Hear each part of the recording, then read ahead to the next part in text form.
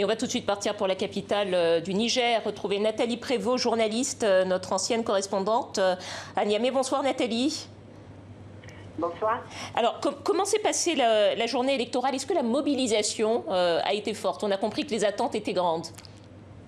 Oui, d'après les observateurs et les témoins, la mobilisation a été très grande dans les bureaux de vote, malgré les incidents qui ont émaillé le scrutin ça et là, des petits retards à l'ouverture des bureaux de vote, du manque de matériel électoral parfois ou de bulletins de vote, des achats de conscience.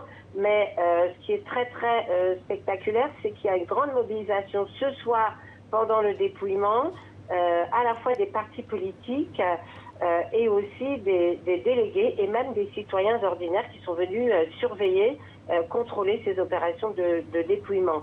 Certains partis politiques avaient d'ailleurs donné des directives de suivre physiquement les urnes pour éviter les navrants spectacles observés ces dernières années de dépouillement sauvage sous les arbres. Nathalie, on donne, en tout cas les commentateurs disent, donne grand favori le candidat du parti au pouvoir gagnant, M. Bazoum. Est-ce que c'est une élection qui est courue d'avance ou au contraire l'opposition pourrait tout à fait la remporter? Alors, ce que je peux vous dire, c'est que c'est une élection très polarisée qui voit s'affronter d'une part le candidat de la continuité, Mohamed Bazoum, dont le directeur de campagne est d'ailleurs le propre fils du président Issoufou, qui a avec lui les moyens de l'État, et de l'autre côté, plusieurs acteurs politiques, anciens et nouveaux, qui se sont rassemblés dans une sorte de front du changement résolu à l'alternance et très déterminé. Mais il faut tout de même rappeler que la candidature du chef de file de l'opposition, Hama Amadou, a été invalidée, comme vous le savez. Et il faut aussi rappeler que ce processus électoral a été laborieux, conflictuel, et qu'il a engendré une tension élevée dans le pays, que la méfiance à l'égard des institutions chargées d'organiser, de contrôler les élections reste très importante. Et donc, on est dans une attente très grande. Les premiers résultats vont être remontés dans les prochaines heures et jours. La manière dont ça va se passer va être aussi très importante. Si Mohamed Bazoum ne réalise pas son coup KO aujourd'hui, on va vers un deuxième tour le 20 février prochain. Nathalie, les élections ont lieu aujourd'hui. Normalement, c'est une élection à deux tours, vous l'avez souligné. Est-ce qu'on a une idée du calendrier? Est-ce que vous pouvez nous rappeler le calendrier auquel il faut s'attendre? Alors, les premiers résultats sont promis par la CENI dès cette nuit. Ils vont s'étirer pendant plusieurs jours. Si nous n'avons pas, si Mohamed Bazoum ne réalise pas le coup KO qu'il a promis, c'est-à-dire la majorité absolue dès le premier tour, qui paraît quand même un peu difficile à obtenir. Mamadou Issoufou n'avait pas réussi en 2016. Donc s'il n'obtient pas ce coup KO, le deuxième tour est prévu le 20 février. Nathalie, peut-être une dernière question au sujet des enjeux de cette question. La situation sécuritaire du pays s'est dégradée ces dernières années avec une augmentation des attaques djihadistes.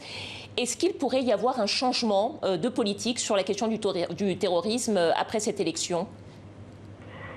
Disons qu'en ce qui concerne le terrorisme, le Niger est un peu victime par défaut parce que en réalité, ce sont les fronts djihadistes du Nigeria autour de Boko Haram et le front malien autour de l'État islamique qui est surtout actif au Niger, à l'ouest du Niger, qui ont dégradé la sécurité du Niger. Donc le Niger est dépendant quand même de la situation de ses voisins dans un conflit, comme vous le savez, qui s'est tellement internationalisé que sa résolution est très compliquée.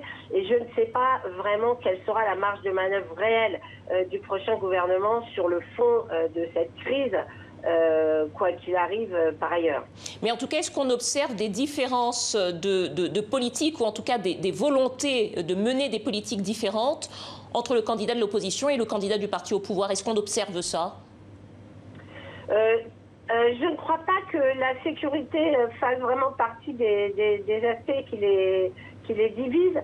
Comme vous le savez, sécurité et développement social sont liés parce que les budgets de l'État sont allés en grande partie à la sécurité depuis 10 ans, au préjudice de l'éducation, de la santé, de l'hydraulique. Le Niger est un pays pauvre qui a de très très grands besoins sociaux.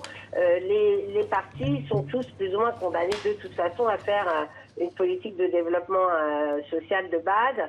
Ce qui les distingue, c'est plutôt actuellement de la politique pure, c'est-à-dire des discussions sur la démocratie, le partage du pouvoir, la dépolitisation de l'administration et tout ce genre de questions.